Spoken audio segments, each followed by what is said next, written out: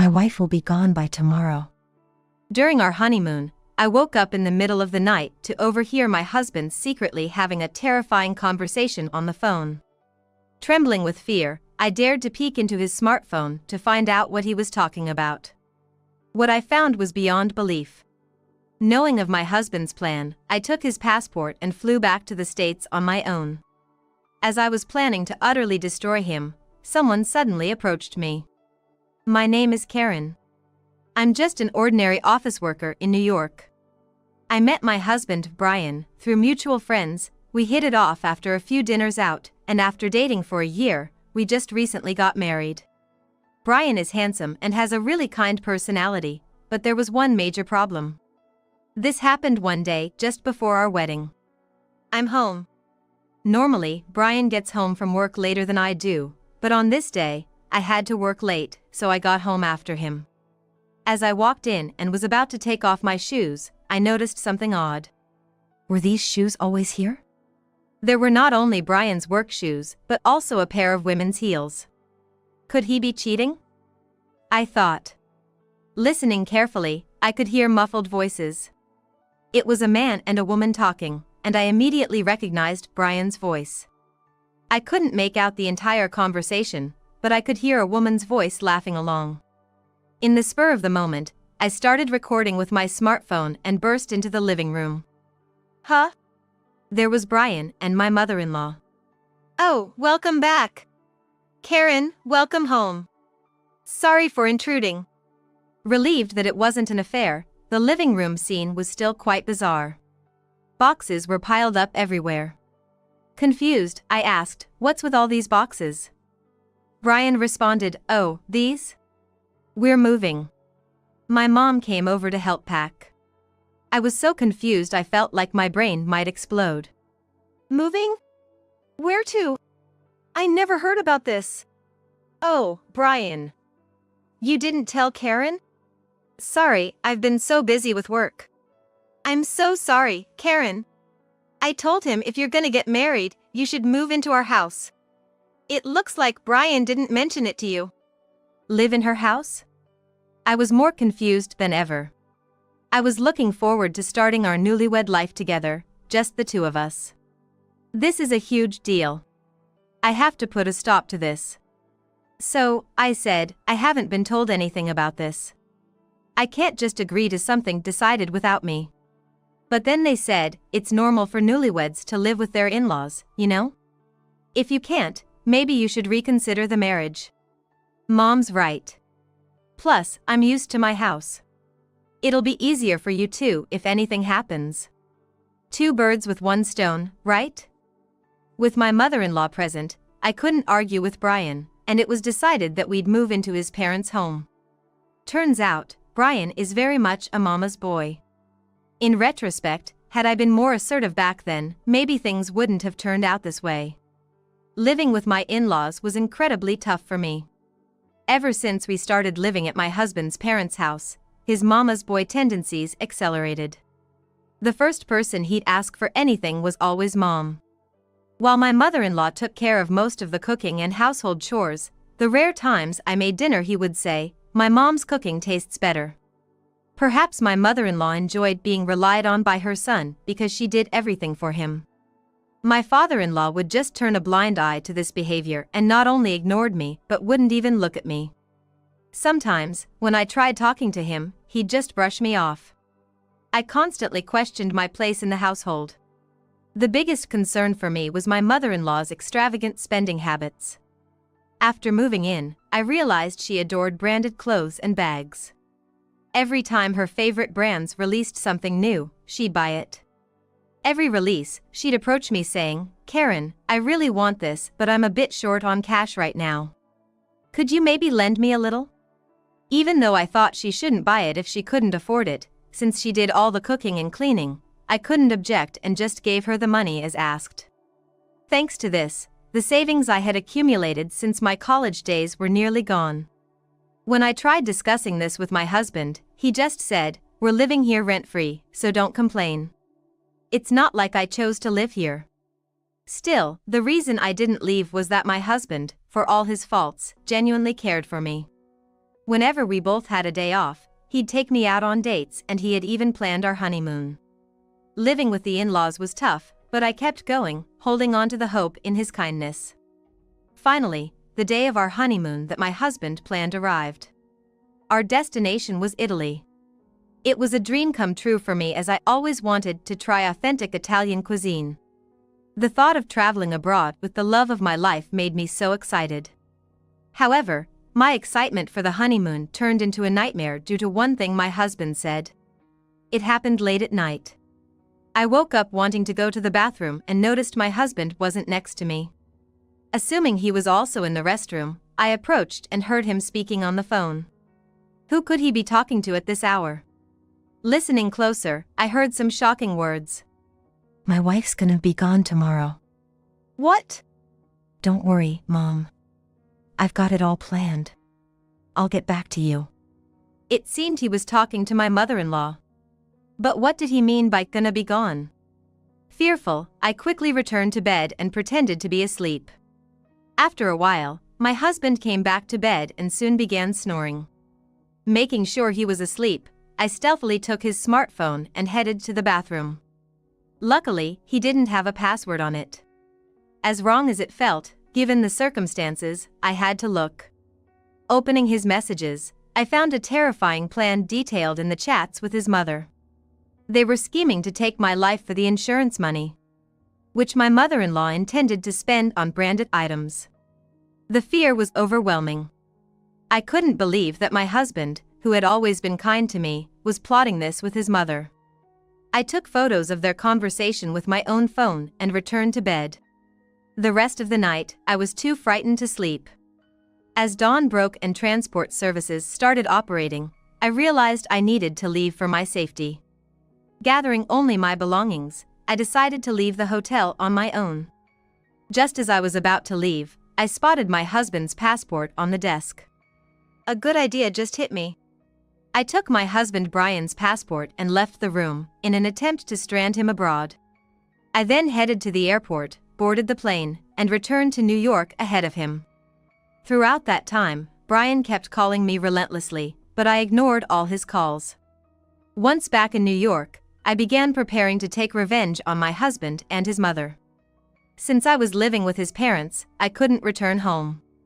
So, I based myself in a relatively cheap hotel in the city, gathering more evidence and contacting lawyers.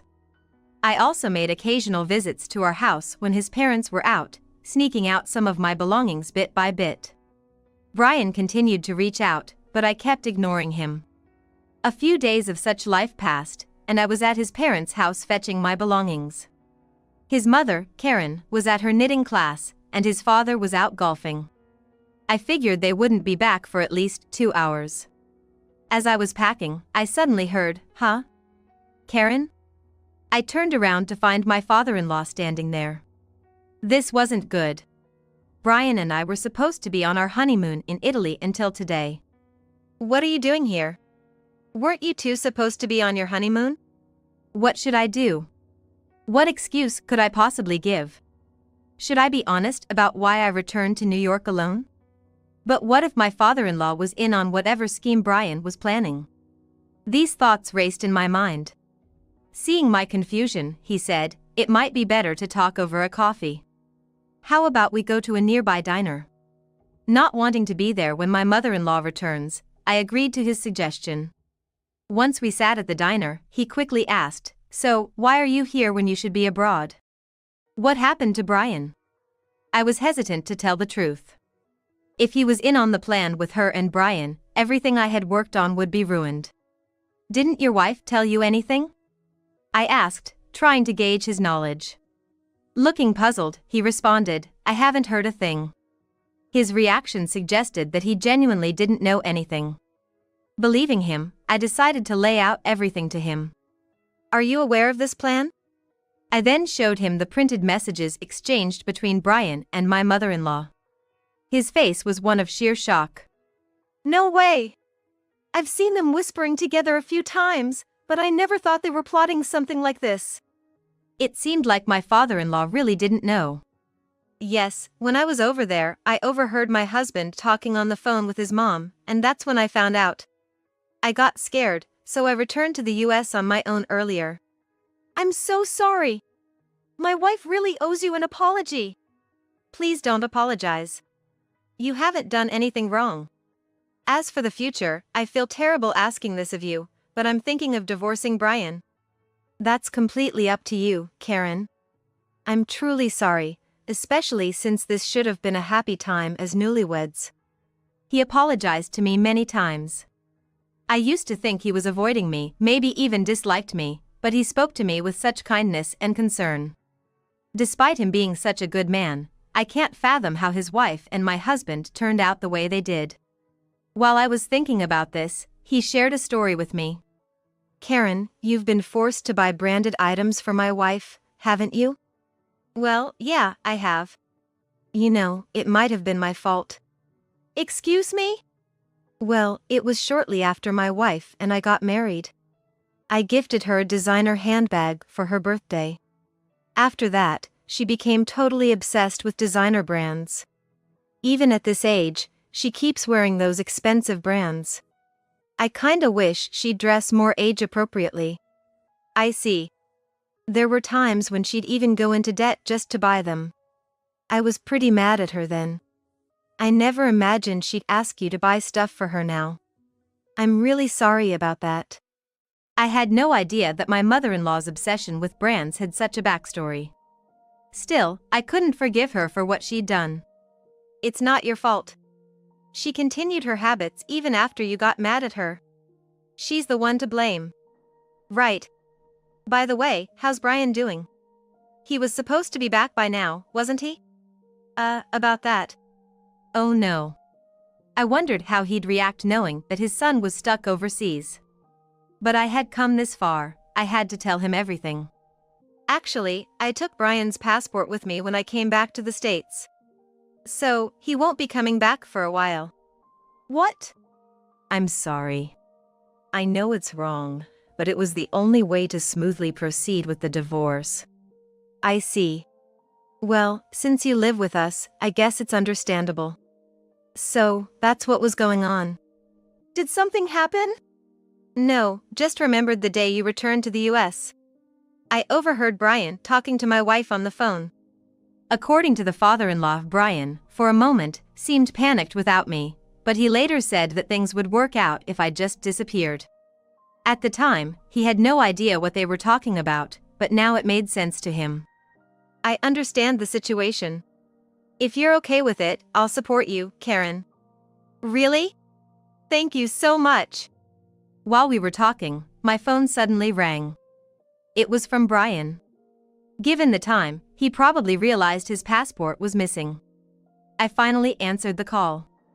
Hello? Oh, Karen. Thank God you answered. Where the heck are you? I've been worried sick. But I'm just glad you're safe. I'm sorry for making you worry. I had an urgent call from my family back home and had to return. Things got so hectic that I couldn't get in touch. I get it. But hey, have you seen my passport? I was gonna return today, but I can't find it. About that, I accidentally took your passport with me when I rushed back. What? So what am I supposed to do? You should be able to get a replacement passport there. It'll probably be faster than me sending it to you. A replacement? What about my job? I can't take any more days off. Don't worry, I'll explain everything to your company. I'll also talk to your parents about it. All right then. I'm sorry. So, that's what's going on. Please be careful when you come back. With that, I hung up the phone. Karen, you sure can spin a tall tale, can't ya? I've always been crafty, that's for sure. Thanks to my father-in-law supporting me, I was able to proceed with the divorce preparations more smoothly. And finally, the day arrived. Brian managed to get his passport reissued and returned to the States. His mom went to the airport to pick him up, so the two of them came back home together. We're home. Man, what an ordeal. Indeed. All because of Karen. After hearing from Brian that I'd returned to the States before him, his mother, apparently upset that their plan failed, started making sarcastic comments towards me. I wanted to snap back at her, but I held my tongue. No worries. They're gonna get what's coming to them soon. As soon as Brian and his mother entered the house, my father-in-law, with a stern look, said, "Both of you, come here." He led them to the living room where I was waiting. "Sit down." Brian and his mother seemed a bit flustered, but they couldn't defy his imposing demeanor, so they sat down obediently. "I apologize for bringing this up as soon as you guys got back, but there's something really important we need to discuss." "Important?" "I'll cut to the chase. Brian, I want a divorce." "Divorce?" "Hold on, Karen. What's this all about? You trap my son in Italy and then demand a divorce when he comes back? There's a limit to being unreasonable." "Unreasonable? Aren't you the unreasonable ones here?" "What do you mean?" "Oh, so you're playing dumb now? Can you explain this then?" Saying this, I showed them pictures of the messages exchanged between Brian and his mother. "What's this?" "These can be easily fabricated these days. This isn't valid proof." "You're right. This might be weak as evidence. But what about this?" I then presented a voice recorder. Pressing the play button, the recording of a phone conversation between Brian and his mother played. My father-in-law had recorded it for me. Since his wife is hard of hearing, she always turns the speaker volume to the max during calls, making it audible throughout the house. My father-in-law took the opportunity to record them. The conversation revealed that since I had safely returned to the US, their scheme had failed. It also included the disappointed voice of my mother-in-law and my husband discussing their next move. "You can't deny this now, can you?" "Wait, Karen. Please reconsider the divorce. I only did what my mom told me to. I never wanted any of this. But she kept saying she needed more money to buy her favorite designer items. I just wanted to see her happy. But now, I see the light. I don't want to divorce you. Let's leave right now and live happily. It's not too late, right?" I was utterly dumbfounded by his words. How on earth could he come up with such a delusional fantasy in his head? "You know, I've always thought this, but you really need to stop with the whole mommy thing. It's super creepy. I get that you want to please her, but trying to get rid of your wife and using the insurance money to buy her fancy stuff? No way I'm staying with someone like that. Just the thought gives me a headache." Brian looked utterly defeated by my words. "In any case, I will definitely be seeking a divorce. Plus, I will also ask for reimbursement for all the designer items you bought with my money." "What? But then I won't be able to buy designer items." Even after all this, she still seems obsessed with designer brands. I'm truly dumbfounded by this mother and son duo. "Enough is enough." Suddenly, my father-in-law interjected. "All you care about is yourselves. Do you realize how terrified Karen has been because of your actions? Are designer items really worth it to you, even if it means using someone else's money? Do you realize how much trouble you've caused her?" The two of them were taken aback by his outburst. Thanks to him speaking up for me, I felt a bit relieved. But my revenge wasn't over yet. "Wait a sec. When did you find out about this?" "On the first night of our honeymoon in Italy. I overheard you talking to your mom in the middle of the night. So, that's why you flew back to New York the next morning. You didn't tell my company about this, did you?" "You're finally catching on? Well, you'll know the answer to that soon enough." Just as I said that, Brian's phone started ringing at the perfect timing. "It's from the company. You gotta be kidding me." Hesitantly, Brian answered. "Hello? What? Fired? No, wait. It's all a misunderstanding." Before he could explain, the call seemed to have been cut off. "Just so you know, I've already provided evidence of this to your company." Having lost both his wife and job, Brian seemed drained of energy and slumped to the floor. "So, from now on, let's communicate through my lawyer. And stay out of my life, okay?" And just like that, our newlywed life came to an end. The story didn't stop with the divorce. My lawyer, whom I'd been consulting with, told me that even just plotting to kill someone was a crime, so I reported the matter to the police. While they weren't arrested, both of them had to pay a hefty fine. Thanks to having a criminal record, Brian struggled to find a new job, and Karen became the talk of the town.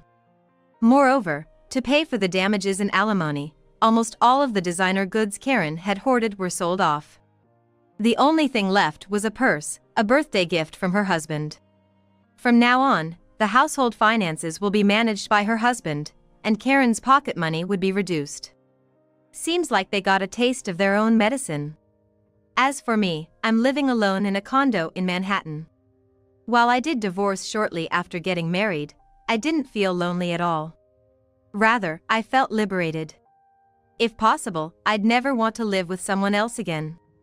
Sure, living alone has its challenges, but not having to constantly be wary of someone else is more than worth it. And no more dealing with Karen's money grubbing. I've started saving bit by bit, hoping that someday I'd find happiness with someone else. Listen to me, I'm gonna divorce you. Facing my adamant refusal, Jack blurted that out. Next to him, Catherine was saying, "Please take care of us soon." I thought I had been devoted to Jack and Catherine, but apparently, I was mistaken. For them, living together seemed to be the ultimate act of filial piety.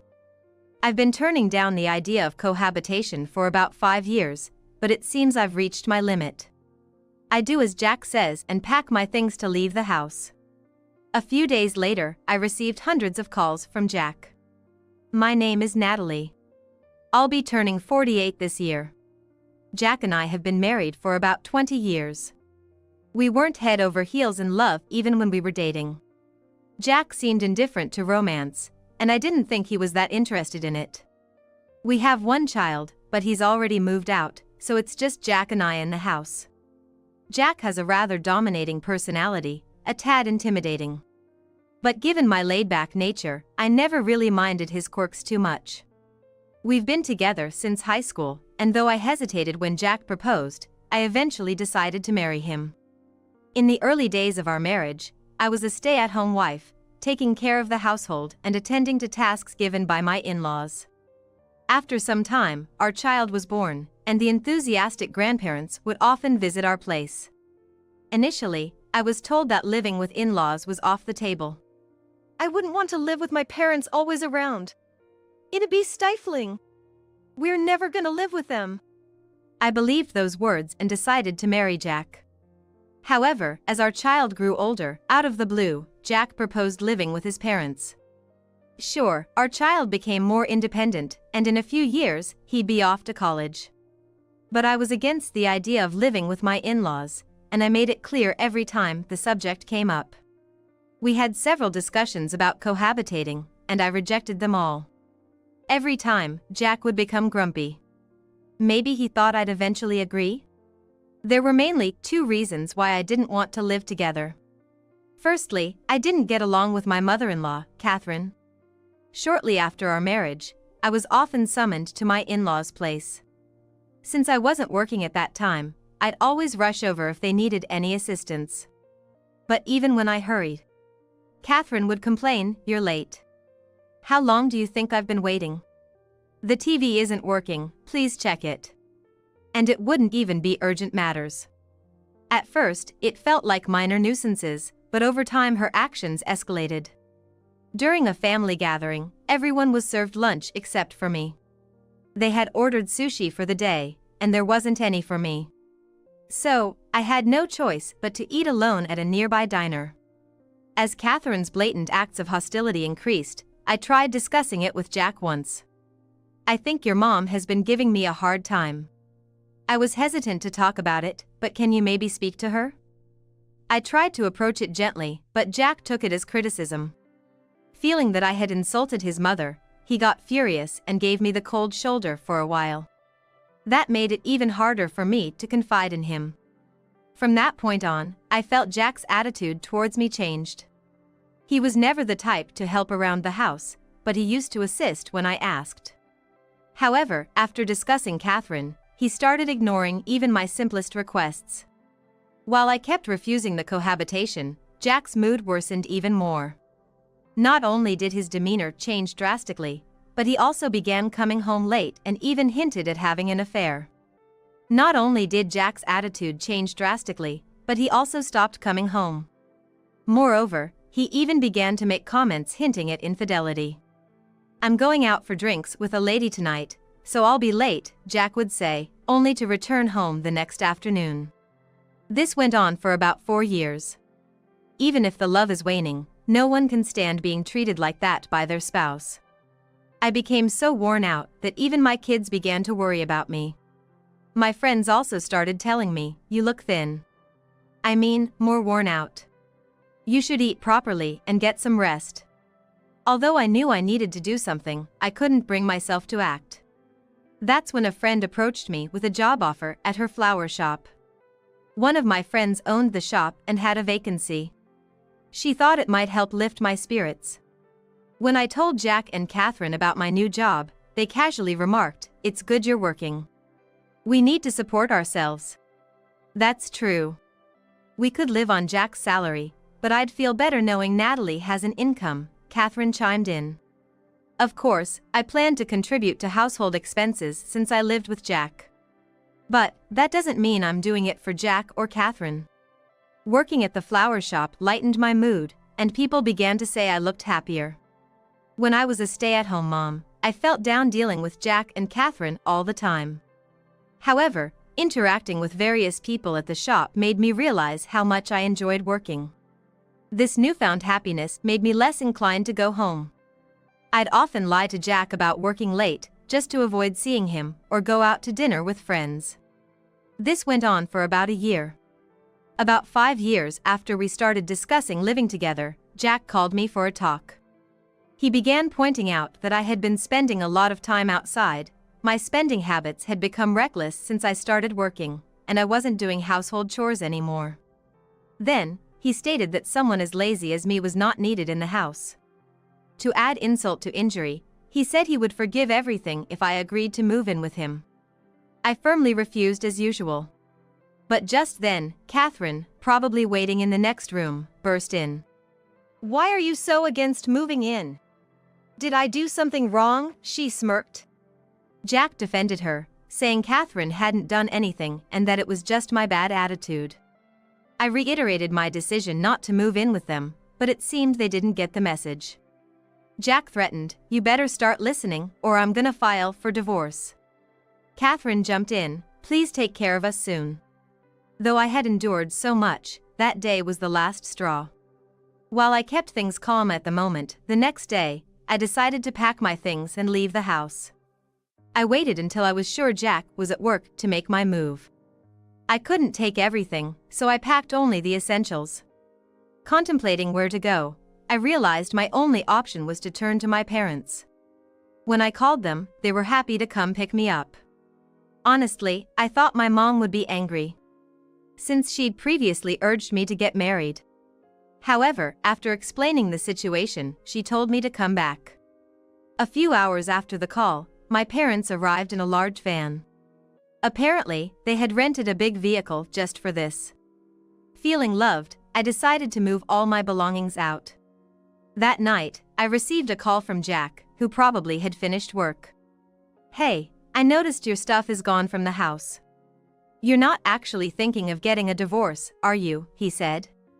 I let him know that's exactly what I was planning.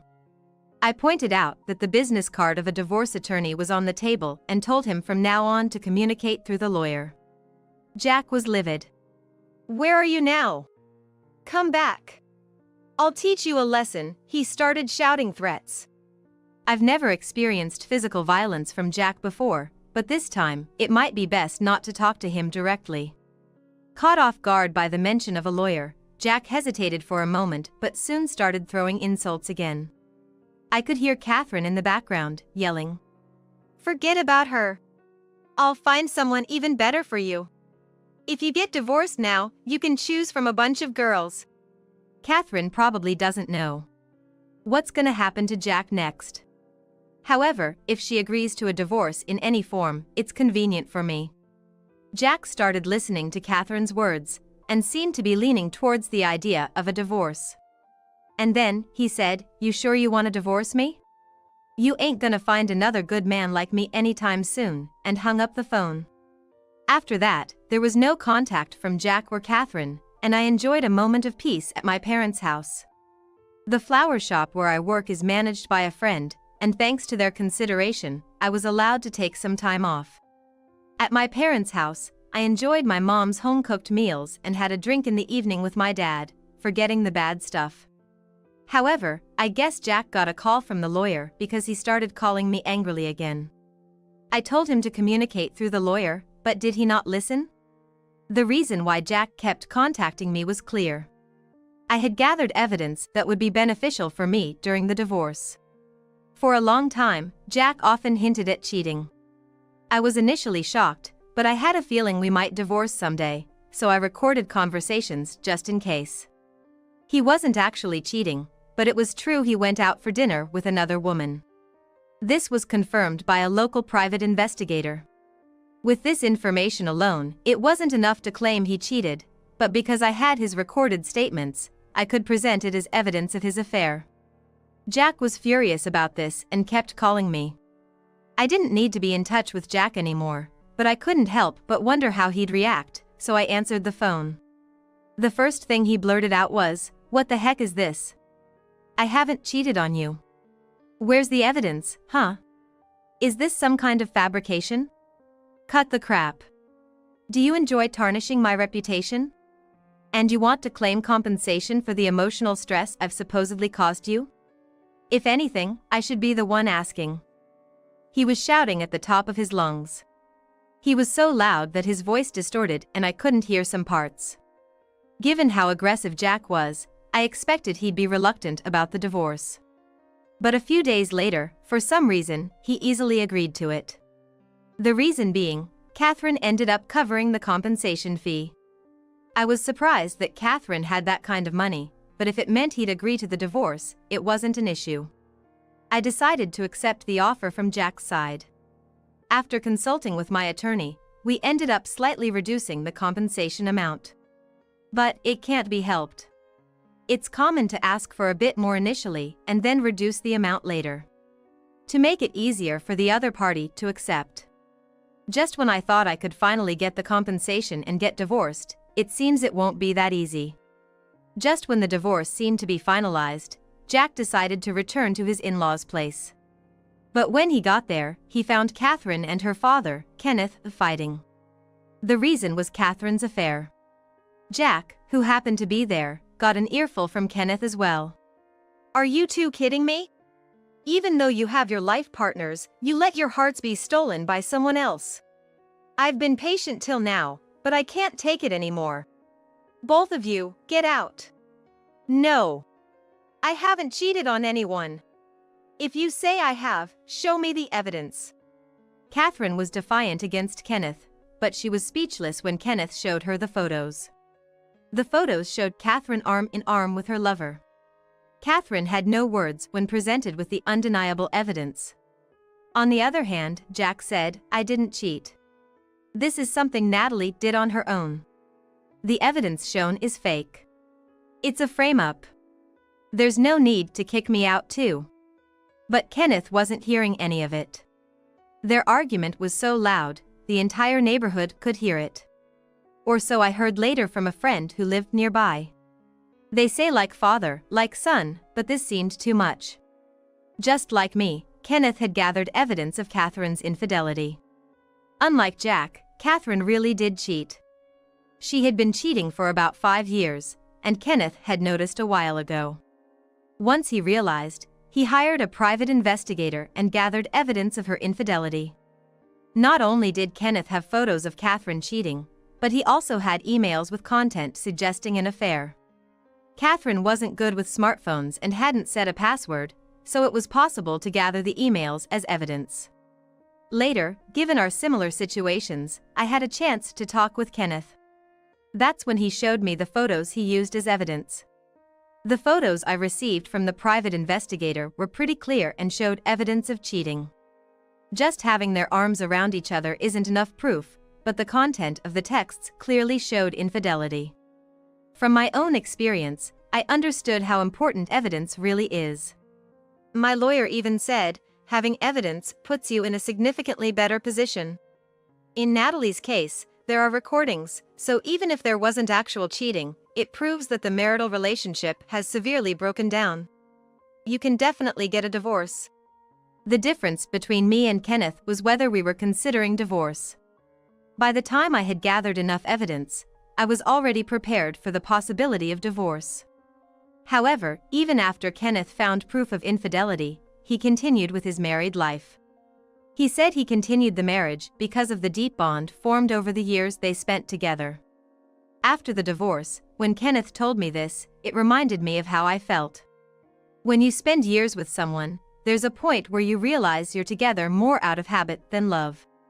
If both parties communicate well during these times, it's probably not an issue. In reality, couples who've been together for years, or married couples who've been together for decades, communicate well. Kenneth and I just chose the wrong partners and couldn't manage that. Jack had a hard time with Shuji and Catherine, but in the end, the two were thrown out of their home. Having nowhere to go, they reluctantly ended up in a monthly apartment. It seems like Jack and Catherine were quite alike, often spending recklessly at convenience stores and buying unnecessary branded items. That's why they had hardly any savings when they were evicted. The reason I knew about their lack of savings is because they begged me to lend them money for the monthly apartment's rent. I had already divorced Jack and hadn't received any alimony from him, so I didn't lend him any money. So, if they could afford a monthly apartment, they must have borrowed money from relatives or acquaintances. However, monthly apartments have month-to-month contracts, so they'll have to leave after a month. Right now, people are keeping their distance from Jack. The reason is that I told everyone about what Jack did. Jack and I had been dating since our college days, so we had many mutual friends. Coincidentally, soon after our divorce, I was invited to a reunion. At the reunion, there were updates on everyone's lives, and I was asked about what I was doing now and how things were with Jack. I didn't think lying was right, and I had nothing to hide, so I honestly reported everything Jack and Catherine had done. Some classmates had lent money to Jack and were angry about the way he approached them. That guy always has an excuse for not paying back. I lent him $1,000 thinking of our old friendship. Guess I'll have to write that off. But I never imagined he'd do something so terrible to Natalie. I wish she had confided in us, one said, while also taking my side. Since then, my interaction with friends increased, and Jack lost his. Having no one left to borrow from, Jack began visiting supermarkets late at night, looking for half-priced ready-made meals. The reason I know this is because I ran into him at a supermarket just before closing. Jack kept walking back and forth in the deli section, waiting for the half-price stickers to be applied. Finally, when they did put half-price stickers on the meals, Jack headed to the cashier. But it seemed he didn't have enough money, even with the discount. "Can't you just discount it by a few cents? It's no big deal. If the cashier can't be flexible, I'm gonna complain," he shouted and stormed out of the store. I didn't want to bump into him, so I waited for a while before leaving. But even after 30 minutes, Jack was still outside the supermarket. There was someone there arguing with him. "Why couldn't you buy it? It's strange. I'm starving, and I haven't eaten anything today. Do something and get some food." The person arguing with Jack was Catherine. From their conversation, it seemed they were struggling even to eat that day. Trying not to be noticed, I pulled my hat down further and left the supermarket. After finalizing my divorce with Jack, I decided to re-enter the workforce. I was really surprised when I found a company willing to hire me on a contract basis at my age. I made up my mind to work hard to give back to this company. I had always thought I wasn't cut out for work, but as I tackled challenges head-on, I began to receive positive feedback. Most of my managers in the department are younger than me, but thanks to their thorough training, I can see my skills growing. Initially, I was just a contractor, but recently they approached me about becoming a full-time employee. With a full-time position, there'll be more opportunities and challenges. And naturally, I'll earn more money. I've been saving up since my single days, enough to afford a house. Now that I've divorced Jack, I don't plan on remarrying. So, I decided to buy a condo when I got the promotion. In the past, I bumped into Jack and Catherine at a local Walmart, so part of my reason for moving was to avoid running into them. If we live in the same area, we might bump into each other again. As of now, Jack hasn't tried to reconcile or asked for money, but you never know. Friends and family advised me to move as far away as possible. The new place is a bit far from work, but it's well connected, so I can easily go shopping downtown. The condo is just right for a single person like me, not too big, but spacious enough. Now, I'll have to work even harder to pay off my mortgage. But, after living there for about 6 months, I started to feel a bit lonely. I don't plan to remarry, and it's a bit too small for roommates. Just when I was pondering this, I found a stray kitten outside my apartment. I decided to watch it for a while, thinking its mother might show up. I thought the mother cat might show up and take the kitten away at some point, but the next day, the kitten was still in the same spot outside my apartment building, crying just like the day before. With winter approaching, I couldn't bear the thought of it freezing outside, so after consulting with my building manager, I decided to adopt it. The building allows pets, and as long as I take care of it, there's no issue. This playful kitten runs to me as soon as I get home. She's not picky with food and often snuggles into my bed during cold mornings. I wasn't particularly fond of cats before, but now I can't imagine life without her. I even show off her pictures at work, and I'm always talking about how she's the cutest. They say my child is the cutest, and I find myself oddly agreeing with that. I have a few friends who also have cats, so it's reassuring to know I can ask them for advice. These days, I look forward to coming home to my waiting cat. I live with my son, so you need to leave. Suddenly, my mother-in-law I'm living with threw those cold words at me. I thought I have always been good to my mother-in-law. I've always tried to make sure she didn't have any inconveniences, but it seems my mother-in-law never noticed. There have been times when my mother-in-law treated me poorly, and I have grown resentful of her. Finally, I was like, I'll gladly leave. I haven't intended to say that, but I thought that was probably how I truly felt. My husband is away on a business trip. The only one who'd be in trouble if I left would be my mother-in-law. The luxurious life she's been enjoying in the city is because of me. Had my mother-in-law forgotten that? With these thoughts, I've decided to leave the house. My name is Catherine. I'll be turning 38 this year. My husband and I have been married for 10 years, and we both work. We once considered having children, but the doctor told me it would be difficult for me to conceive. I was told natural conception was nearly impossible, and we considered fertility treatments. However, after many discussions, my husband and I decided not to have children and to enjoy our lives together.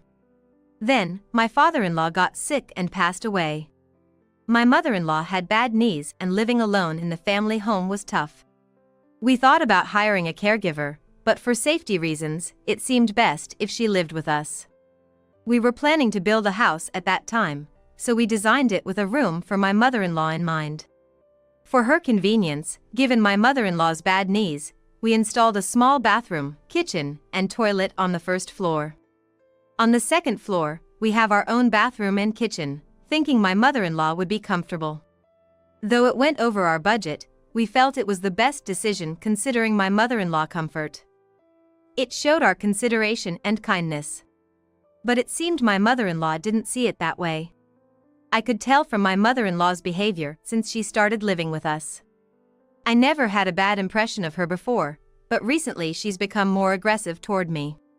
Moreover, my mother-in-law always becomes more aggressive when my husband's not at home. My husband is in sales, and recently he's been traveling abroad more often. While he used to have day trips frequently, it's different with overseas trips. He often stays away for about a week per trip. That very day, my husband mentioned he'd be on an international business trip for about a week. After sending my husband off early in the morning, I began getting ready for work. Suddenly, I heard my mother-in-law's loud voice from downstairs. "Hey! Come down here right now. Wondering what the fuss was about, I quickly headed to the first floor, but everything looked normal. My mother-in-law was just sitting in the living room, watching TV. I had assumed there was some sort of emergency. Then she was like, "Why are you just standing there? Hurry up and make my breakfast." I had never prepared breakfast for my mother-in-law before, as my husband and I both have full-time jobs and she always made her own. I wondered what had changed. Maybe she wasn't feeling well? I suggested she might need to see a doctor, but she was like, "I'm perfectly fine. Can't you see? Shouldn't my son's wife take care of me?" I've heard other households serve a 3-course breakfast every morning. Turns out, the family she was referring to lives together just like us, but the wife is a homemaker. So, she prepares meals 3 times a day. I tried to explain that my husband and I both work, so it's impossible for me to cook in the mornings or midday, but my mother-in-law just turned the TV volume up in frustration. I figured she didn't want to hear what I had to say, so I decided not to say anything more. That day, after finishing work and returning home, I found my mother-in-law waiting for dinner. I made lasagna that my mother-in-law loves, but she was like, "What's this? It's way too salty," and threw all the food I prepared into the trash. After that incident, my mother-in-law became very domineering, constantly picking on me and nitpicking everything I did. When things got unbearable, I confided in a friend who suggested it might be bullying by mother-in-law. Upon researching online, I found numerous similar stories from other my mother-in-laws. As my mother-in-law's behavior continued to worsen, I decided to have a heart-to-heart conversation with her. I took a day off from work and approached her during the day. I was like, "Hey, why have you suddenly started acting so hostile? We've always lived in harmony. If I've done something wrong, let me know. But if you don't talk to me, I won't know how to make things right." However, she didn't seem interested in listening. When I patiently faced my mother-in-law, she eventually started to speak. Apparently, she had become envious after hearing about a family she'd talked about some time ago. In that family, there are 2 kids, a daughter and a son, and the couple lives with the husband's parents. Their home is more spacious than ours, and she's envious because they have coffee with many guests. She mentioned that she wished to spend her retirement in such a manner. Our home isn't necessarily small. In our neighborhood, it's actually considered quite large. We have a backyard big enough for barbecue parties, and I told her we could host home parties without any issues. But she felt inferior and believed she couldn't compete, hence not inviting anyone over. Our conversation didn't conclude with any resolution. However, a few days later, an incident occurred. As I was leaving for work, a lady from across the street was staring at me. Moreover, I noticed people whispering and glancing my way elsewhere. Wondering if there was something odd about my attire or makeup, I checked but found nothing amiss. I discovered the reason for the whispers that evening. On my way home from work, one of the neighbors approached me and said, "Hey, I've heard some rumors, violence ain't right." Violence? I was taken aback. Digging deeper, the rumor was that I had become violent with my mother-in-law. It was said that the confrontation took place on the day we had that discussion and that I even told her to leave if she continued with her lavish lifestyle. I have no memory of doing such a thing and had no intentions of ever doing so. After explaining, the lady thought for a moment and was like, "If that's true, it's really not good. The whole neighborhood's buzzing with this story. I've heard that she's been approaching others, wanting to discuss it and sharing stories of your alleged violence." For a while, I was labeled in the neighborhood as the violent wife. I managed to bear it until about 5 days after my husband left on a business trip. Finally reaching my breaking point. I felt I needed to talk to my husband first, but I couldn't muster the courage to bother him with this during his busy trip. So, I decided to first communicate my feelings to my mother-in-law. "I've noticed you seem to have taken a disliking to me this past week. You're my husband's mother, and I wanted us to live comfortably together. No matter how hard I try, it seems I can't change how you feel. Perhaps it would be best if we consider living separately."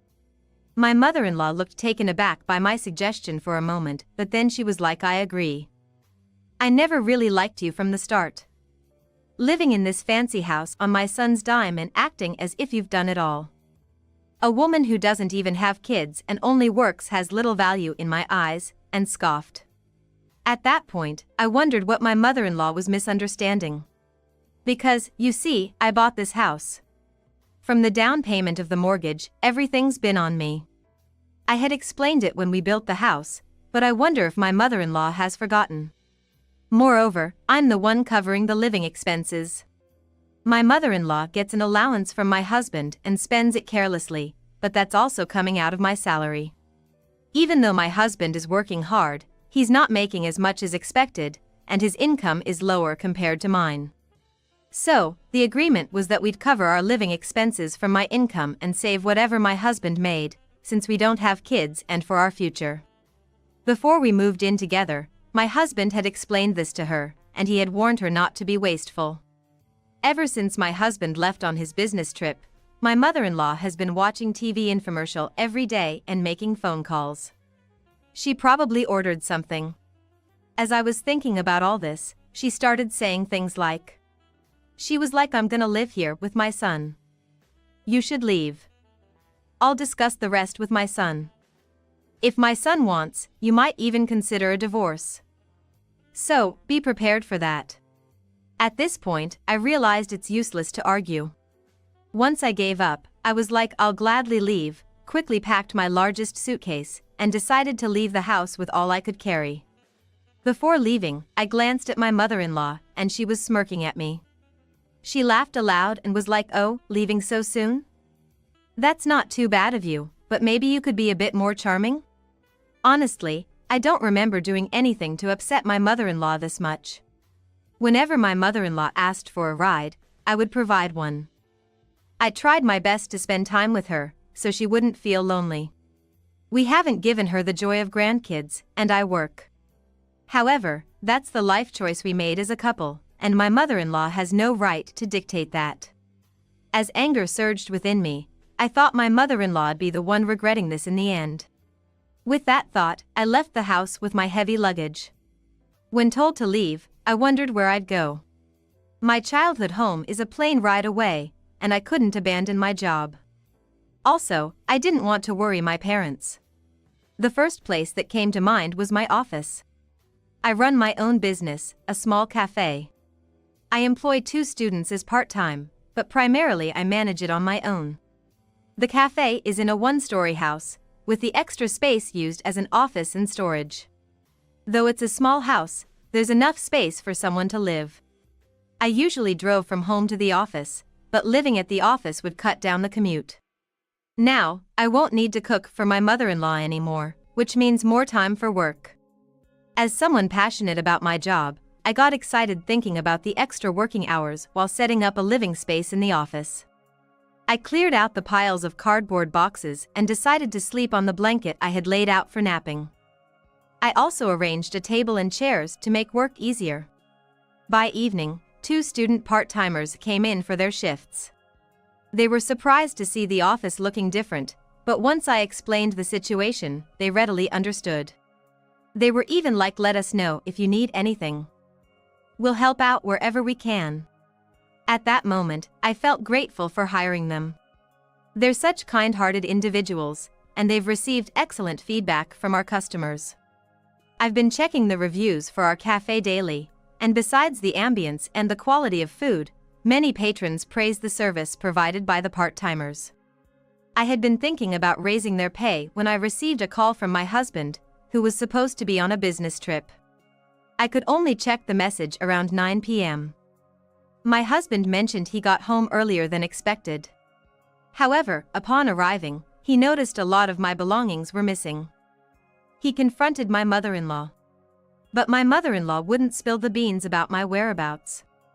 After pressing her for about an hour, she finally explained.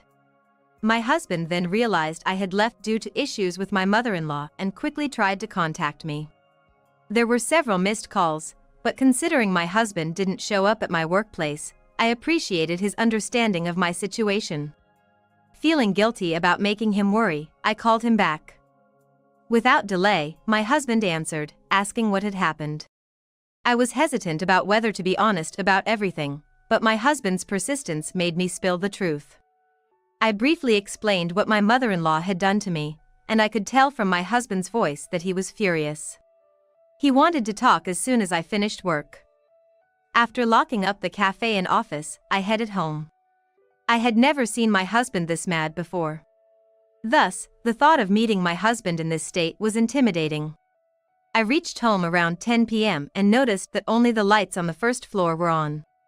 My husband and my mother-in-law must be in the living room. When I tried to unlock the door, my key wouldn't fit. I knocked at the door, and my husband came out to unlock the door. As I entered the living room, there sat my mother-in-law with a sulky expression. Apparently, after I left, she had changed the locks without telling anyone. My husband hadn't noticed earlier since the door was unlocked when he got back from his trip. My husband immediately wanted to hear the whole story from me, so I told him about the incidents over the past week. I explained how my mother-in-law suddenly became overbearing, wouldn't listen during our talks, and went as far as spreading lies about me to the neighbors. Every time I pointed this out, she would accuse me of lying. However, when my husband insisted on hearing everything, she just went silent. After I finished speaking, it was my mother-in-law's turn. My mother-in-law claimed I was violent towards her and wouldn't stop, even when she asked me to. She mentioned she had talked with neighbors, but the harassment from me only seemed to increase. She even began to say that if the neighbors were asked, they would know all about my doings. I wondered what made my mother-in-law so confident to make such outrageous claims. The conversation seemed to be going in circles, and there was no clear conclusion. So, I decided to show something to my husband. I had been collecting video and audio footage. With just a few taps on my smartphone, I could record instantly, and over the past week, I had recorded every time my mother-in-law made snide remarks. Whenever I had the chance, I would prop up my phone to capture my mother-in-law harassing me on video. The footage showed my mother-in-law yelling at me to make dinner and even calling me defective for not having children. Seeing this, my husband was furious, his face turning bright red. On the contrary, my mother-in-law looked pale as if she had seen a ghost. In a desperate attempt to save face, she was like, "This isn't right, Catherine. It's just a misunderstanding. It seems like I'm the bad one, but that's because you cut out the parts where you were being mean. In reality, you've done much worse to me." But my husband, who had experience with video editing, wasn't convinced. If the video had been edited unnaturally, he would have noticed right away. It seemed like my husband completely trusted me. Just as I hoped, he began considering living separately from my mother-in-law. Despite my mother-in-law's vehement objections, my husband seemed firm in his decision. For the time being, I decided to stay at an office. During this period, we discussed whether to live separately and how to go about it if we decided to. Eventually, a conclusion was reached. We were going to send my mother-in-law to a nursing home. We had been against this idea before we moved in together. It seemed like a secure environment where she'd be looked after 24/7. However, my mother-in-law had always said she didn't want to go into a facility. I thought that if she did, it would be incredibly stressful for her. But, my husband revealed he had been considering this option for a while.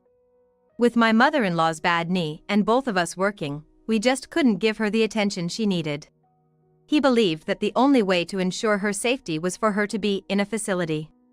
However, my mother-in-law really pleaded not to be put in a facility, but my husband didn't budge. My husband isn't someone who shows it much, but he really adores me. I started dating him due to his relentless pursuit, and from the time we began our relationship to our marriage, things moved incredibly fast. After getting married, my husband was always helpful around the house and always seemed to put me first. So, I kind of saw it coming when he took my side over my mother-in-law's. My mother-in-law apparently hadn't noticed and assumed my husband would be on her side. But when she was told my mother-in-law'd be placed in a facility, she quickly apologized to me. However, my husband was still upset and didn't listen to anything my mother-in-law said. During all this, I was focusing on running my cafe. Initially open from lunchtime, I began opening it for breakfast and started serving alcohol in the evenings. To my surprise, the number of customers nearly doubled. I was so shocked by the huge response that I inadvertently shared the news with my mother-in-law. I was like, "Thanks to you kicking me out, the cafe is doing better than ever. Thanks for giving me this opportunity," but it seemed to come off as sarcasm to my mother-in-law. I'll never forget the look on my mother-in-law's face when I told her about the cafe's success. Her lips were tight and her eyes weren't smiling. In the end, we had my mother-in-law stay at the closest senior facility. Although the cost was higher compared to other places, it was known for its excellent services. Despite the past tensions, I never wished any ill on my mother-in-law. I'm actually thankful for her raising my husband to be the man he is. So when it came to choosing a facility for her, I wanted to find the best possible place. Being somewhat forced into the facility, I heard my mother-in-law was causing a lot of trouble there. Whenever I visited, I was told she had issues with other residents. The reasons for these disputes were minor things, like making eye contact or speaking too loudly. She often clashed with other residents, but fortunately, it never reached a point where they'd kick her out. They ended up isolating her from the others. The staff kept me updated about my mother-in-law's situation. Initially, my mother-in-law was quite spirited, but about 6 months into her stay, I was told she seemed to lose her energy. She probably felt lonely without talking to others. Recently, with the help of the staff, I received a report that she's now able to converse well with other residents. However, it seems my mother-in-law's nature hasn't changed, and due to her bad attitude, she was evicted from the facility. Although she moved to another facility, she ended up isolated and her loneliness seemed to intensify, possibly leading to dementia. It's a bit sad that she had to be separated from her son, my husband. Still, if it ensures everyone's peace, it might be for the best. Now, I live in Europe with my husband. My husband, who had been traveling abroad more frequently for work, recently said he wouldn't be able to return home for about a month. Then, he suggested he'd like to take me abroad with him. I run a cafe and thought I couldn't possibly leave, but luckily 2 of my student workers were graduating, so I decided to close the cafe and follow my husband. I dreamed of running a restaurant abroad and set off for Europe. At first, the language barrier was tough, and I mostly stayed home. But after making friends in the neighborhood, my perspective changed. A friend got me a job at the local grocery store, and gradually, I was able to communicate better. Eventually, I decided to open a small cafe in a corner of a town. We had a house back in Oregon which was still being mortgaged. We contemplated whether to sell it or not, but due to some false rumors in the neighborhood, we sold it to fund the new cafe. Thanks to the many acquaintances I'd made, a lot of people visited on the opening day. It was also promoted on social media as a homey cafe run by an American, and some customers even came all the way from the US. The reason I started the cafe was that I managed to get permanent residency in Europe. The reason my husband was traveling more was that he was getting more work opportunities abroad than in the US. My husband's company proposed relocating him to their branch in Europe, so we just ended up settling there. He eventually quit that job, but in his new job, he seems to be really shining. And is now earning about the same as I am. When we were like, we've settled down here in Europe, and with both of us, it's hard to figure out where to use our money. To our surprise, we found out we were expecting. We were told natural conception would be difficult, but it feels like a gift from above. Raising a child will be challenging, but I believe my husband and I will manage. We can't wait to meet our baby, even though the due date is a way off. The town I live in is filled with friendly folks, and when I shared the news of my pregnancy, everyone was genuinely thrilled for me. I believe that in this environment, our child will surely have a happy life. It wasn't a major accident, was it? I'm going on a trip now. So, take care of things there. When I heard my dad was hospitalized, I was taken aback. I had hoped my mother-in-law would come with me.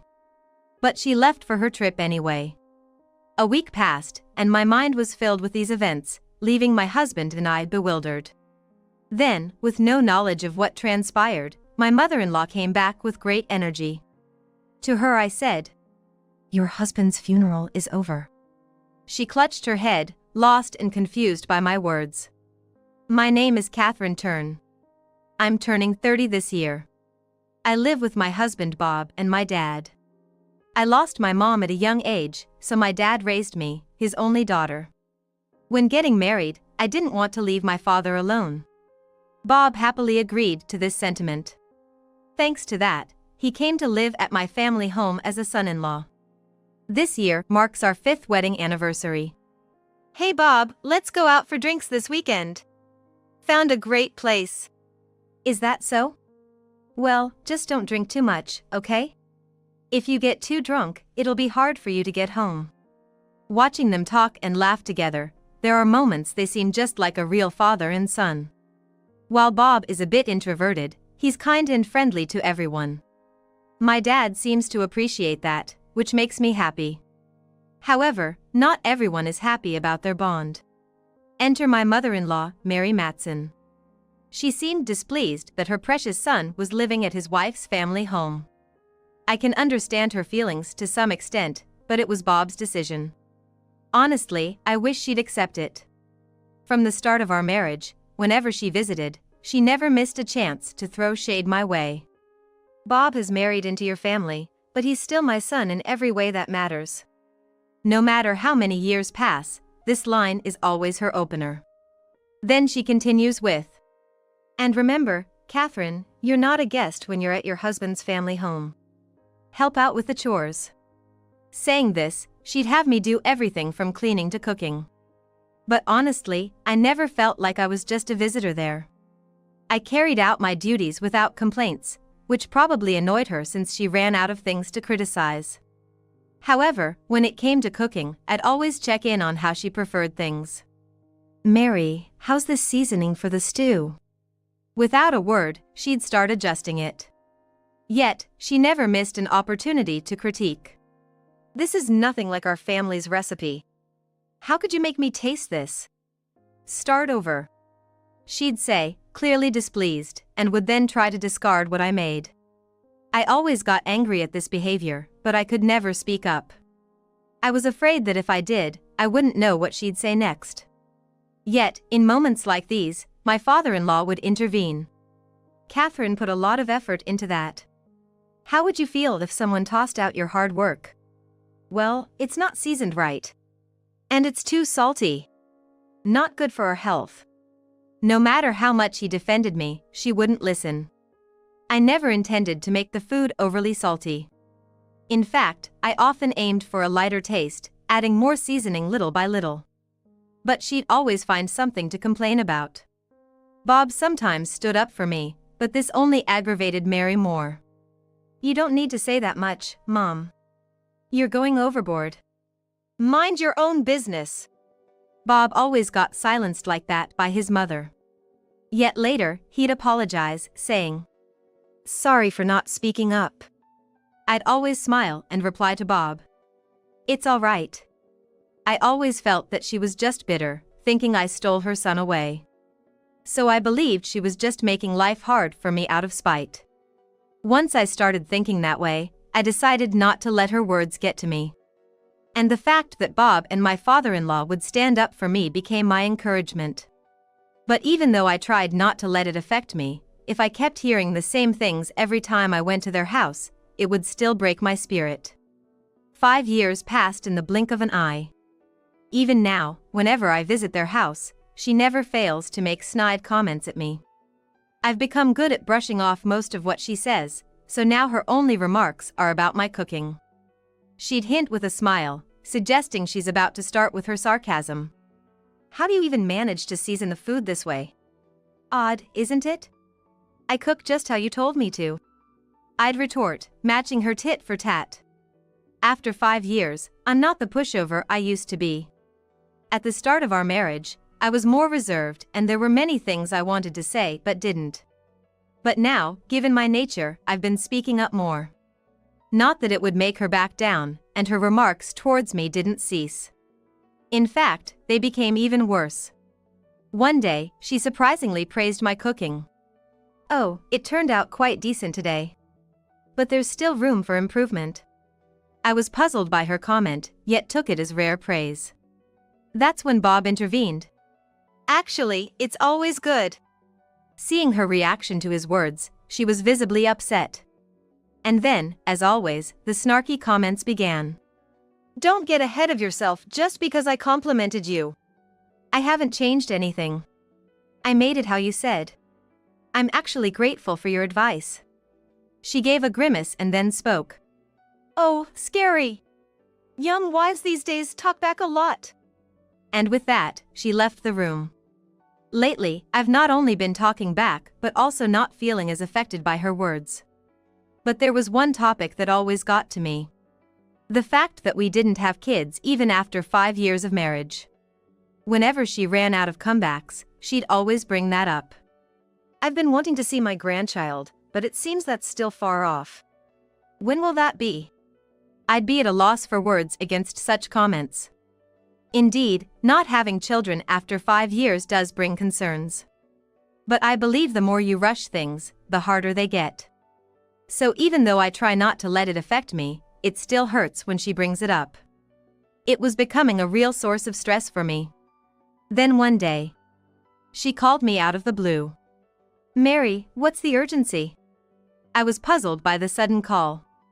Then, the mother-in-law responded with a gleeful look on her face. Oh, didn't I tell you? I'm going on a trip with my friends. I've been planning this for a while. I'll be back in about a week. Please take care of the house. I was shocked as I hadn't heard anything about a trip. But then I realized something and asked. It looks like you've packed only for yourself. Isn't your husband going? He's staying home. I'm going with my friends. Why would I bring him? So please take care of him. That's unexpected. Just as I was about to retort, my phone rang. However, I didn't recognize the number, so I initially ignored it, but the calls kept coming. Suspicious, I decided to answer. To my surprise, it was a police officer. Is this Mrs. Catherine Turn's phone? Yes, it is. Wondering why the police were calling, I answered the question. Then I was told a shocking truth. Apparently, my father had been in a serious car accident and was taken to the hospital in an ambulance. I was even told he was unconscious. No way, my dad. Overwhelmed by shock, I crouched down right where I was. Before I knew it, tears were streaming down my face. Seeing me like that, my mother-in-law spoke up. What happened all of a sudden? My dad's been in a car accident and was taken by ambulance. As I responded through my tears, she unexpectedly said, Oh, that's all? What do you mean, that's all? They said he's unconscious. Can't you come with me? I feel so alone right now. I begged desperately, but she frowned and replied, I can't do that. It's probably not a big deal anyway. Besides, I gotta go on a trip now. You handle your stuff on your own. Take care of everything, okay? I can't believe. I tried to plead again, but she grabbed her bags and left the house. I thought, what if something happens to my dad? What should I do now? Then my father-in-law gently put his hand on my shoulder and quietly said, Let's go to the hospital first. I'll be there with you.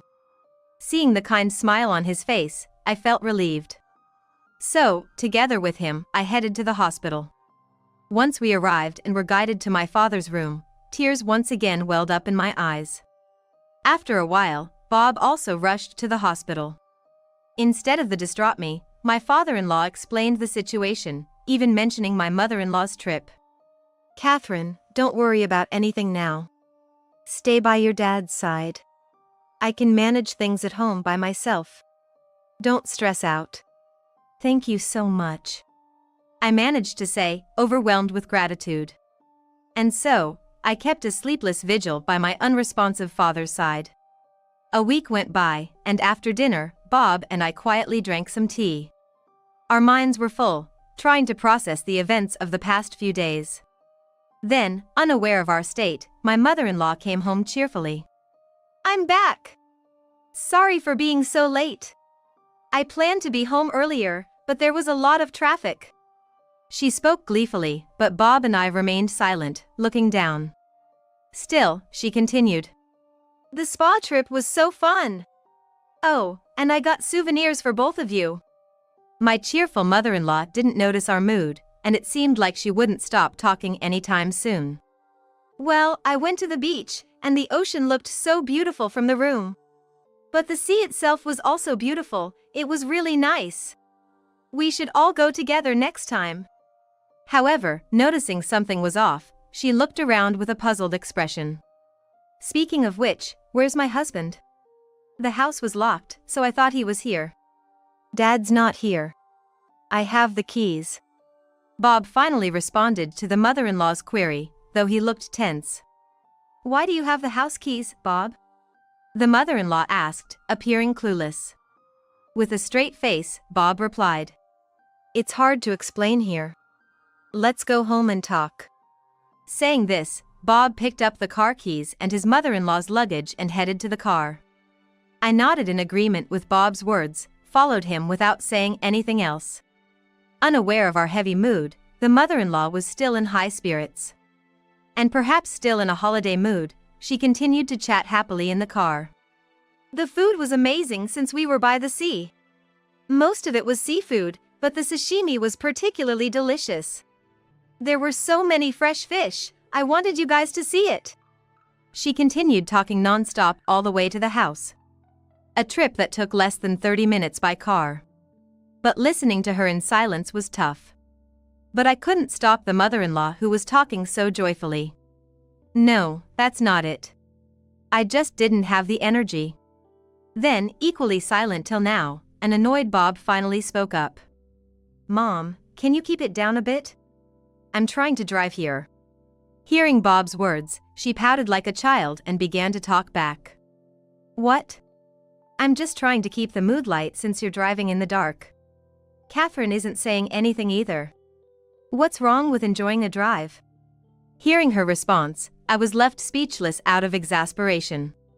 Bob, probably feeling the same way, let out a deep sigh. However, unable to bear it any longer, he shouted. Mom, just be quiet. I don't want to hear your stories right now. The mother-in-law looked genuinely shocked at Bob's tone. And then, with a puzzled look on her face, she began to speak. Why are you so angry? Just trying to concentrate on driving. Please, just be quiet for now. Perhaps understanding, the mother-in-law finally fell silent. We then spent the rest of the trip in silence. A few minutes later, we finally arrived at the family home. And as Bob unlocked the front door, he entered the house. I'm home. It feels good to be back. There's no place like home. The mother-in-law said, relieved, as soon as she entered the house. But when the lights turned on, she noticed something was amiss. She quietly began to speak. Wait, where is he? He wasn't at your place either. Saying this, she called out for her husband multiple times. But there was no response, and the mother-in-law came up with an optimistic theory. He's probably mad because I went on the trip without consulting him. He must have gone on a solo trip out of anger. That's why you guys couldn't tell me, right? I was growing tired of her cheerful assumptions. And I wondered how she could come up with such ideas. At that point, an exasperated Bob responded. Dad went on a long trip by himself. See? When's he coming back? She asked Bob without a hint of doubt in her voice. I couldn't stay silent any longer and tried to steady myself before speaking. He's not coming back. What do you mean? Is he that mad? Realizing she still didn't grasp the situation, I led her to a specific room. As she entered, she stood in shock and disbelief. Is this some kind of joke? It's not a joke. We've already held Dad's funeral. The mother-in-law, now grasping the gravity of the situation, asked what had happened. He was in a car accident. I replied, tears forming in my eyes. At Bob's words, my mother-in-law began to recall and speak. There was that car accident. Remember? Catherine's dad was rushed to the hospital. And on that day, wasn't your father here too? After that, my dad woke up. He's still hospitalized, though. Hearing my words, my mother-in-law seemed lost and held her head, saying she didn't understand. I then explained what happened afterward. On the day my dad was taken to the hospital, my father-in-law accompanied him. I was by my unconscious father's side, taking care of him all the time. Concerned about my father and me, my father-in-law visited us daily. And a few days later, when my dad finally woke up, both my father-in-law and I were overjoyed. We had plans to go out for drinks once he was discharged. But then, on our way back, I tried to speak calmly, but I was overwhelmed with emotion and couldn't continue. Bob took over for me. Dad was apparently taken to the same hospital as Catherine's father. Catherine saw him being brought in by ambulance by chance and let me know. I rushed there immediately, but it was already too late. Why did that happen? My mother-in-law, taken aback by our story, seemed lost for words. However, a visibly distressed Bob quickly changed his demeanor and spoke up. What were you doing all that time, Mom? I tried contacting you multiple times. I had no idea things had gotten this bad. My mother-in-law looked baffled by Bob's questioning. Seeing her like this, Bob's expression remained unchanged. We get it. No one expected this to happen. That's right, isn't it? We're all in the same boat, right? But as my mother-in-law tried to reason, Bob stared her down. Then tell me, why was your cell phone off? What? I mean. Hearing Bob's words, the mother-in-law turned pale. Yet, undeterred by her reaction, Bob continued speaking. I kept calling, but your phone was always off. And when I finally thought I got through, no answer. You didn't even call back. What's that about? My mother-in-law was at a loss for words. And she stayed silent. But Bob wasn't finished. Why didn't you tell us you were going on a trip in advance? Who are you planning to go with? At least tell us where you're headed. Sure, you're an adult and don't need to tell us everything, but we would have liked to know, especially given what happened. Bob shared our feelings on the matter. Upon hearing this, my mother-in-law responded. I went on a trip with a friend. But as far as I know, I contacted all your friends. None of them were with you. They even said they didn't know where you went. Bob kept pressing for answers. I've made new friends recently. Ones you don't know about. She seemed determined to counter Bob's accusations. But Bob wasn't backing down. Is this him? Bob asked, showing her a photo of a man walking arm in arm with my mother-in-law. Seeing the picture, her face went pale. He's just a drinking buddy. Not the one I traveled with. Bob replied with a meaningful tone. Seems like you're quite close for just a drinking buddy. There's nothing between us. Sure, we're close, but not in the way you're implying. Why the act? You think we don't know? Even my dad knew. Unable to hold back his frustration with his evasive mother, Bob finally raised his voice. Do you still deny anything with him, even after seeing this?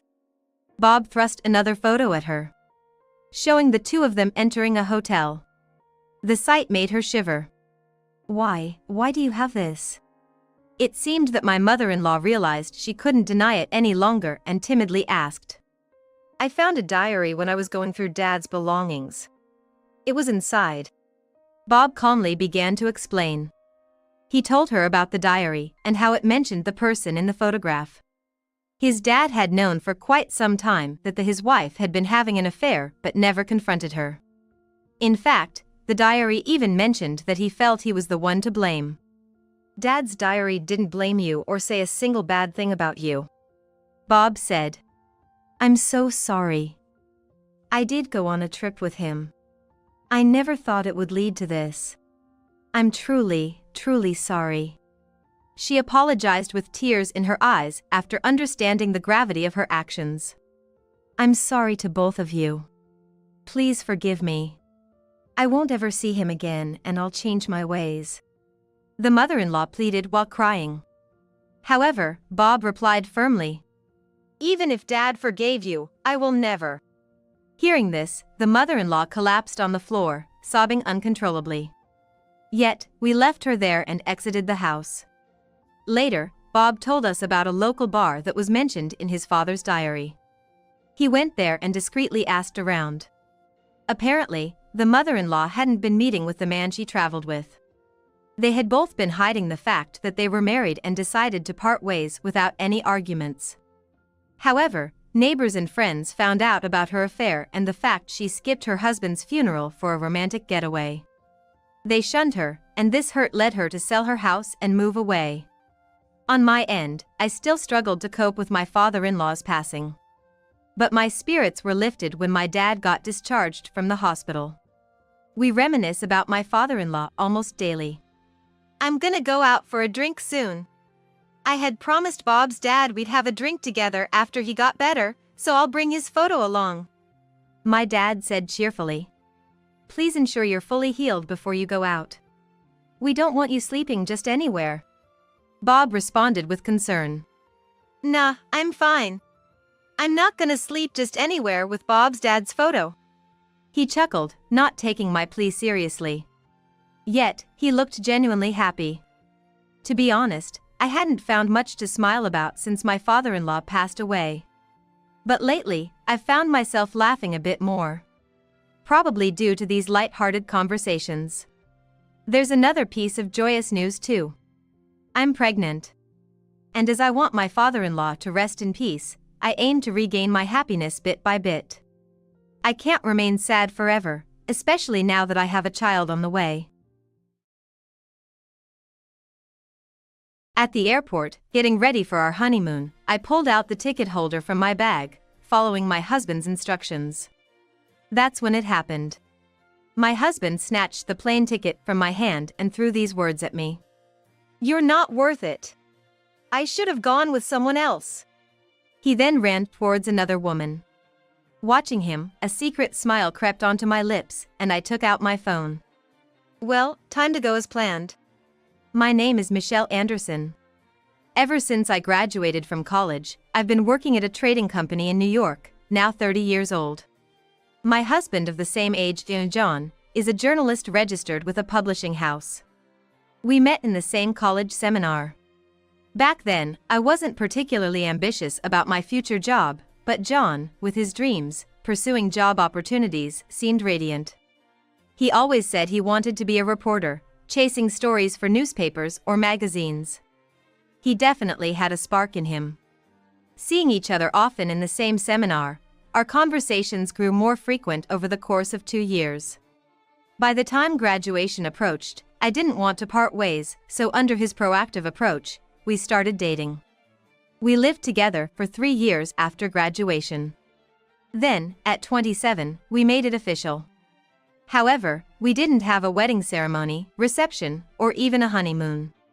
Both our parents weren't thrilled about it, but while it was easy for me to get extended time off, John, who always prioritized his work, especially during incidents, couldn't do the same. What about life's milestones? What if something happens to one of your family members all of a sudden? Would you say the same? Even when I said that. What are you talking about? Funerals are one thing, but weddings are a matter of personal choice. The stories I'm chasing right now can't wait. I couldn't argue with that. After all, John's job was relentless, around the clock.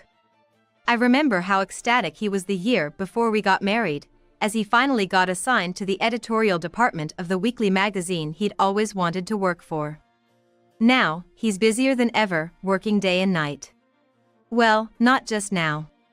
Even before we lived together, his apartment was a mess, only coming home to sleep. One of the reasons we started living together was that I got tired of cleaning up his place every weekend. I was the one who chose and signed the lease for our new apartment. Except for sharing his preferences for location, rent, and size, he didn't do much else. We split the rent and living expenses. He sometimes forgot to pitch in. I took care of the cleaning and laundry. Even though we lived together, we rarely saw each other. The main reason for our official union was my desire to hold on to him, even if it was just a formality. For John, perhaps a wedding ceremony seemed unnecessary. But for me, even if it was just symbolic, I wanted a commemoration, a milestone. At the very least, I suggested we should take some photos and go on a short honeymoon nearby. But all I got in return was, "Why just take pictures? If you want to go on a trip, why not go with your friends? I ain't got time for that." Many of my college friends who were in the same seminar would say, "That's not right." But those who knew about his job often replied, "It can't be helped." 3 years have passed. We're now 30. Even though I want to discuss having children, John and I often have opposite schedules, making it hard to find the right moment. All I do is rush between work and household chores every day. I started wondering, why did we even get married? But then one day, John said this out of the blue. "Hey Michelle, didn't you mention wanting to go on a honeymoon before?" "Yeah, but aren't you too busy?" "Nah, looks like I might get some decent time off. We can go if you want." "Really?" "I'll set the duration, you choose the rest." His tone did bother me, but I still noted down the dates he mentioned. A week's time.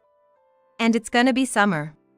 So I thought maybe a cooler place would be good, so I considered going to Alaska. I went to the bookstore, picked up a few travel guides, marked places I wanted to visit, and showed them to John.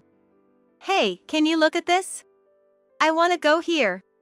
Before I could ask him where he wanted to go, he dismissed me with a wave of his hand. You choose. I'm fine with anything." Oh, okay. Something felt off to me then. Maybe it's unfair to expect much from John with his busy daily life. But this is supposed to be our honeymoon. Our very first milestone. I wanted to discuss and decide the destinations with him. Is it wrong for me to hope for that? Even though we've lived together for years, our lives barely intersect. When was the last time we had a meal together? I realized that we hardly ever spoke to each other. Even when I initiate a conversation, he often responds with phrases like, "Do whatever you want," and "I might let you handle it if you insist." Come to think of it, that's how he's been about chores as well. I remember John, back in college, saying something like this to everyone. "In today's age, couples should both earn and equally share household chores. Splitting chores is just fair. You sure you can handle that? I can cook, at least." I was quite impressed at the time. He wasn't wrong. Although he mostly eats out, occasionally he seems to cook for himself. I often find dishes I didn't use in the sink. But all other chores are on me. I always end up cooking, cleaning, doing laundry, taking out the trash, everything. Now, John rarely comes home at the same time I do. Once in a blue moon, we get to have dinner together, and it's a relief. But even then, he's constantly glancing at his phone on the table. Once dinner's over, he quickly moves to the living room, seemingly messaging someone on social media. All the while, I'm busy cleaning up. One day, slightly irritated by his indifference, I commented, "You seem awfully busy texting." "Well, unlike you, I have work contacts to keep up with." He probably wasn't wrong. By the way, he often leaves his smartphone unattended. Like when he's taking a bath or napping on the living room couch. It was by pure chance that I peeked into it. He was messaging a woman. "Who is this person?" At that moment, I shoved my smartphone screen in front of a groggy, just awakened John. The name on the screen read Anna Johnson. Multiple messages from John's side lined up, reading things like, "How've you been, and you okay since then?" "Who?" "Oh, she's related to the case I'm currently working on." "Is there a problem?" "You're texting someone related to the case every single day?" "Well, if I have questions, I've got to show some sincerity, right?" "But doesn't she seem annoyed by it?" "You have a problem with how I do my job?" I couldn't really argue when he brought up work. "But decide soon where we're going.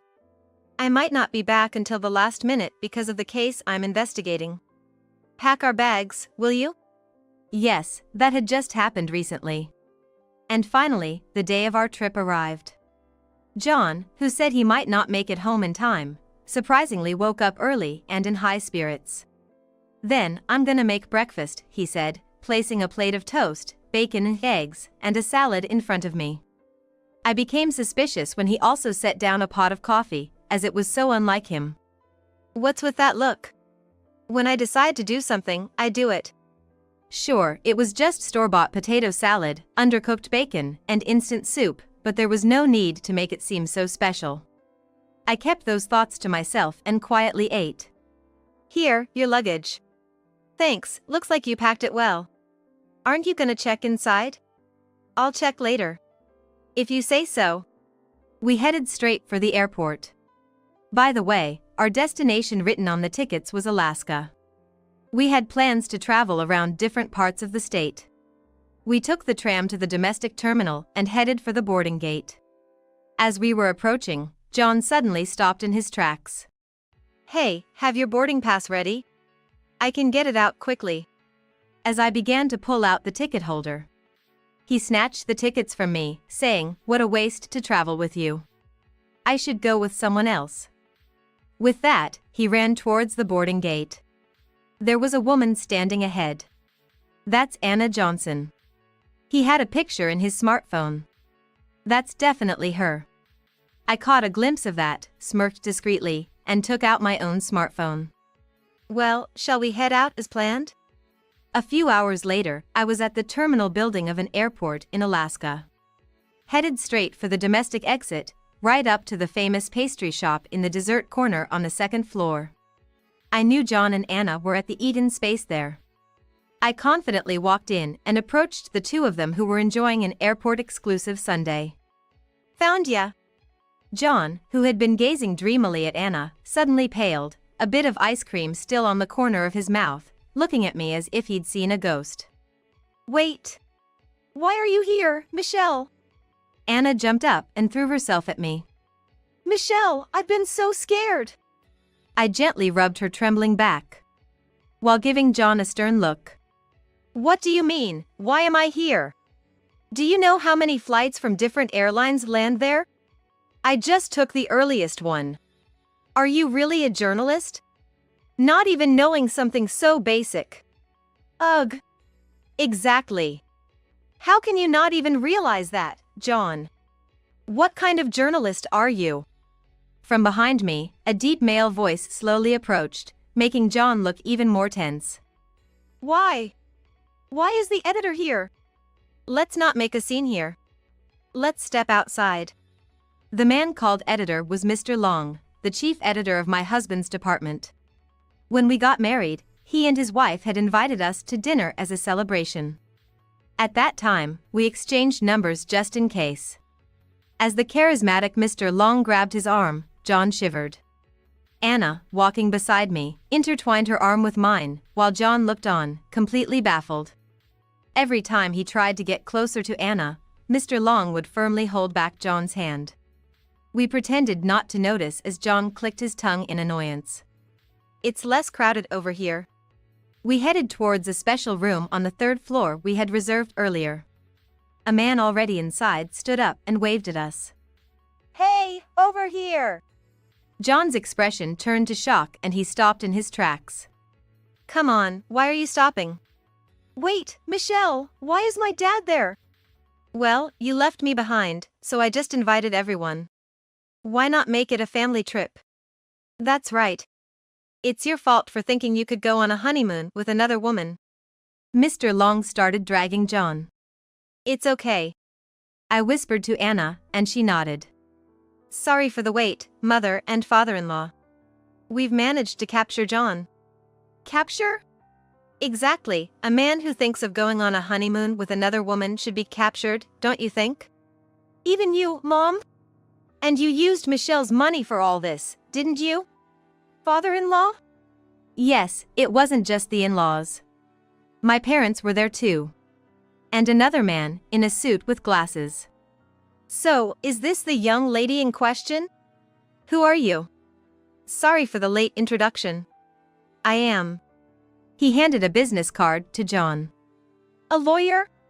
Why? In fact, I received a request from both Michelle and Anna here, John said. Michelle did? Wait, more importantly, Anna, why on earth? John reached out to her as he said this. However, his hand missed as Anna dodged it. Stop it. Anna? I'm sorry, Anna. I managed to get her out here with your help, but it seems that was my limit. No, I'm sorry. If this settles everything. Settles? What are you talking about? You've been following Anna around for a while, haven't you? You're saying I've been stalking her? Is that not the case? It's not. I spoke to Anna about the incident that happened the other day. So after that was over, you kept in touch even though the article was done? For stories like this, you're supposed to keep in touch with the people involved. Mr. Long slapped John on the head from above. I apologize, Ms. Johnson. I told him not to publish any more articles about the incident you were involved in. Yes, I thought so. Look at the messages this man has been sending me. The lawyer handed out printouts of the messages to everyone. What is this? Thank you for your cooperation. Would you like to grab dinner sometime? And you kept inviting her long after she declined. I mean, it's just common courtesy. I was drawn to your brave attitude. What's this about? She truly was brave. Despite the incident, she tried so hard to recover. John. The voice of John's father-in-law boomed. What on earth are you saying? Drawn to her? Ms. Johnson, I won't ask about what happened, but I know you were hurt. Yet, it seems this fool kept reminding you of it when you were trying to forget. Anna nodded with tears in her eyes. I only cooperated because he promised to write properly about the incident. Yet, he kept coming up with reasons to ask me out afterward. And the volume of messages too. And he knows where I live. That's right. There's also this. The lawyer handed out several pictures. They showed John with a camera next to a window of a 2-story apartment complex. It's the apartment I live in. You were up to this? Hearing that, Anna shivered again. I've made up my mind. I'm gonna report him for stalking. What are you talking about? Anna began to speak as if a dam had broken. Every single day, he asks, "What are you doing? Can we meet tomorrow?" Even though he's heard about the incident, he persists even after I tell him there's nothing more to discuss. But you replied to my texts, didn't you? Who do you think is enjoying this conversation? Exactly. Thanks for today, how've you been? Yeah. You know what's good when you're tired? A massage. I'll come over and give you one sometime. I'm busy now. Stuff like that. And what's with the creepy "are you in the bath" messages? I chuckled as I flipped through the thick printout. Yes, I really appreciate everything Michelle did. She advised me to keep records of everything. Oh, come on. It must have been scary, right? To deal with someone spouting nonsense like that. It was terrifying. Anna shivered. How could you think from those messages that I was into you? It was just plain creepy. But about our trip. It was a final blow for you. Otherwise, I wouldn't have bothered with this terrifying plan. Terrifying plan? You still don't get it? I sighed deeply. That was my name on it, right? Huh? He probably realized it was about the airline ticket. Oh, right, it was. What about it? Mr. Long spoke in a hushed tone. You know, if that's found, it's a crime. Exactly. And if someone gets caught, it won't be you. It's her. He gasped. He truly seemed unaware. Mr. Long put his head in his hands. I can't believe how stupid my subordinate has been. You too? Shut up. You're gonna use this to fly to the Philippines. With that, Mr. Long shoved the ticket in John's face. What? Why? There are various matters to investigate over there now. You can refuse if you want, but if you do. Mr. Long turned to Anna. Yes. If you decide to stay in the country, I'll report you to the police for stalking. I get it. But I don't have my luggage, my passport. Ah, the passport. Here. It was my turn to hand it over to him. Oh, right. There's something important. Sign this before you go. I handed him the divorce papers with my signature. Divorce papers? Are you abandoning me too? Oh, what are you saying to the wife who went to such lengths to prevent you from getting a criminal record? I'm the one who runs our home. I laughed dramatically. But then I changed my expression. Do you have any idea how much of a proper married life we had in that house? We hardly ever saw each other. Both working full-time, and yet all the housework falls on me. Plus, you haven't been contributing to our shared living expenses or rent recently. Really? I get paid just fine from my job. I know. I've looked into what you've been spending it on. Like those high-end cameras at this apartment. Just sign it. Seeing my fury, his face turned pale as a ghost. He shakily signed the papers and handed them back. All right, the rest is up to you. Sorry for everything, said Mr. Long as he escorted John towards the international flight counter. We chose to settle on the third floor instead of the spacious lounge on the second floor. Why? Because the third floor of this airport is where the international terminal is located. The plan was to easily get him on a flight to Manila. As for what happens to him next, that's none of our business. After that, I moved from the condo I had been living in to a small apartment meant for living alone. The number of rooms decreased, and there's nothing unrelated to me. No more buying groceries for someone who I don't know when they'll be back. How easy house chores are when it's just for myself.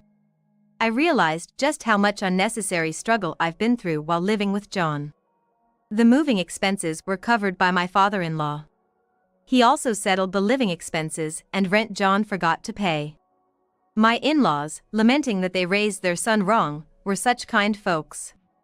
About a month later, I got a call from Mr. Long. Apparently, John got caught up in some trouble overseas and got arrested. Was it some kind of crime? I really don't know.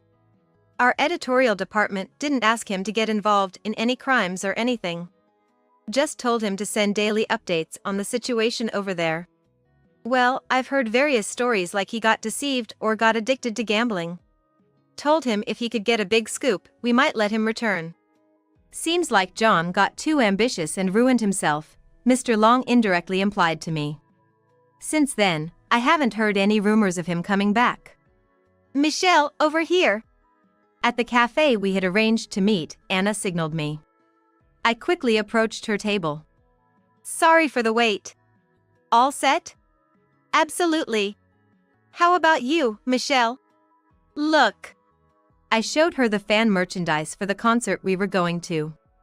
We shared a cheerful smile, had a quick coffee, and then headed for the venue.